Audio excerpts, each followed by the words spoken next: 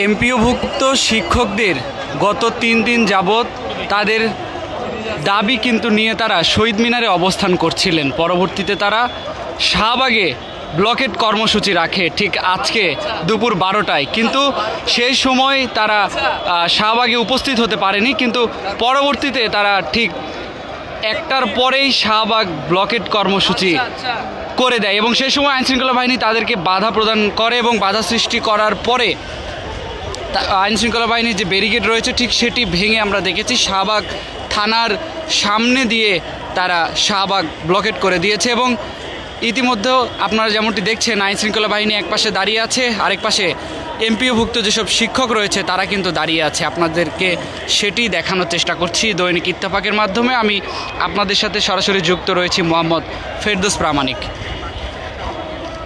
আপনাদেরকে যদি ঠিক দেখাই, এই শাহবাগে যেই কর্মসূচি রেখেছে ব্লকেট কর্মসূচি, সেটির কারণে কিন্তু রাস্তায় যানজটের সৃষ্টি হয়েছে, যেটি সাধারণ মানুষের একটি ভোগান্তি আপনারা যেমনটি লক্ষ্য করছেন। এবং সেই সাথে আপনাদেরকে জানিয়ে রাখি যে শিক্ষকদের যে দাবি রয়েছে সেই দাবি না মেনে নেওয়া হলে তারা এই ব্লকেট কর্মসূচি তুলবেন না, এমনটি কিন্তু জানিয়েছেন তারা।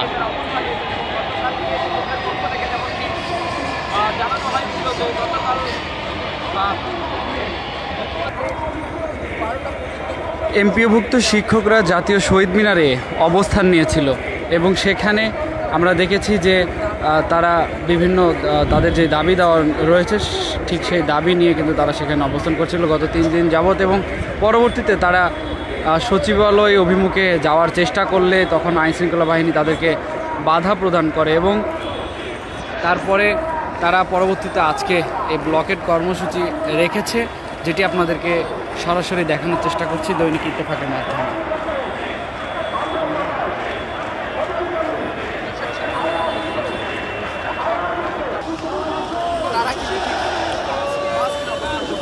দর্শক, শাহবাগের ঠিক মাঝ বরাবর তারা শিক্ষকরা অবস্থান করছেন এবং গত আমরা জেনেছি যেমনটি যে শিক্ষকদের পুলিশের আইনশৃঙ্খলা বাহিনীর সাথে হাতাহাতি এবং তাদের সাথে কিন্তু সেদিন সংঘর্ষের ঘটনাও ঘটেছে, সেটি দেখেছি। এবং আজকে তাদের এই কর্মসূচি আমরা যেমনটি দেখছি যে ব্লকেট কর্মসূচি, সেই কর্মসূচিকে কেন্দ্র করে তারা শাহবাগ ব্লকেট করে দিয়েছে এবং যান চলাচল পুরো বন্ধ হয়ে আছে। এতে করে সাধারণ মানুষের ভোগান্তি হচ্ছে বলেও আমরা জানতে পেরেছি এবং শিক্ষকদের যে দাবি সেই দাবিও যেন খুব দ্রুত মেনে নেওয়া হয়, সেই দাবি নিয়ে তারা আজকে শাহবাগে এসেছে। তারাও যেমনটি জানাচ্ছিলেন যে বাধ্য হয়ে তারা শাহবাগে অবস্থান নিয়েছে।